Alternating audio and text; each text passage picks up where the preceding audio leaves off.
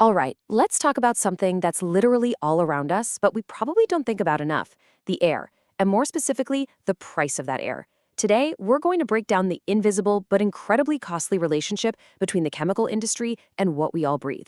It's really a story about molecules, money, and a huge risk that's just hiding in plain sight.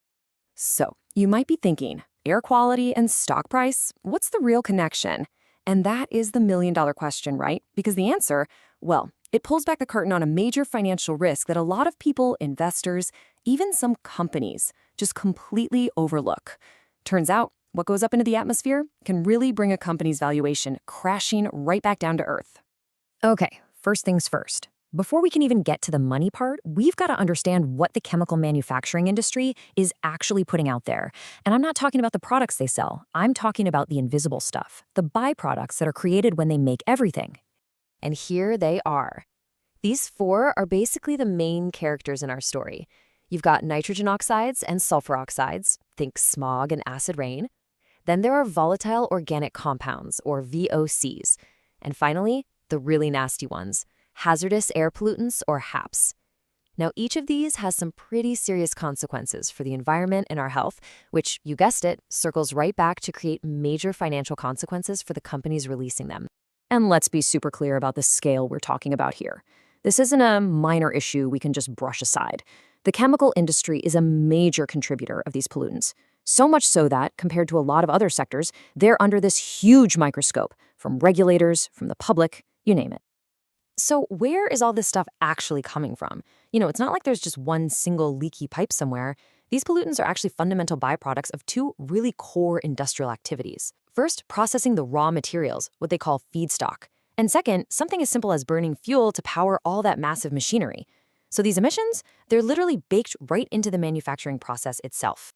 All right, now let's connect the dots, because this is where all that invisible chemistry starts to create some very visible financial pressure. The cost of just letting these pollutants go into the air, it goes way, way beyond just the environmental damage. And check this out. The cost isn't just one single thing. It's coming at companies from all angles. You've got your day-to-day operating costs going up. You have the insane expense of just trying to comply with regulations. Then there's the ever-present threat of getting hit with huge penalties and fines if you mess up. And on top of all that, you have to spend a ton of capital on new equipment to control emissions. It's like a financial drain from every single direction. And here's the really crucial part. This isn't some fixed cost you can just plug into a spreadsheet and forget about. Nope. It's a dynamic, constantly changing risk. Think about it. A factory in a place with super strict air quality laws is going to face a way heavier financial burden than one in a place that's more relaxed. It all boils down to two things: how much you emit and where you're emitting it. Those two factors decide the price you're going to pay. But, it's not all doom and gloom. Let's pivot now from the problem to the solutions, because the really smart, forward-thinking companies are starting to realize that managing all this stuff isn't just about avoiding costs. It's actually about creating a real strategic advantage. When you boil it all down, a company really has two paths it can take. Path number one is inaction. And that just leads to a downward spiral of regulatory penalties, operational headaches, and costs that just keep going up. But path number two is taking action. And that's where the reward is. You get better efficiency, a stronger brand, and you earn the confidence of your investors. And just look at the benefits here. When a company invests in cleaner processes, they're not just ticking a box for the regulators. They're actually reducing their overall risk profile. They often find new ways to be more efficient, which, lowers their costs. They build a stronger, more trusted brand, and, this is a big one, they get a major boost in investor confidence. Why? Because investors see a company that's well-managed and built for the future. So why should you care about all this, especially if you're not an environmental scientist? Well, here's why. In today's world of finance, you absolutely have to follow the molecules if you want to understand the money. And just take a look at this. It's not just activists paying attention anymore. You've got investors who are digging into this data to figure out a company's risk and sniff out any hidden costs.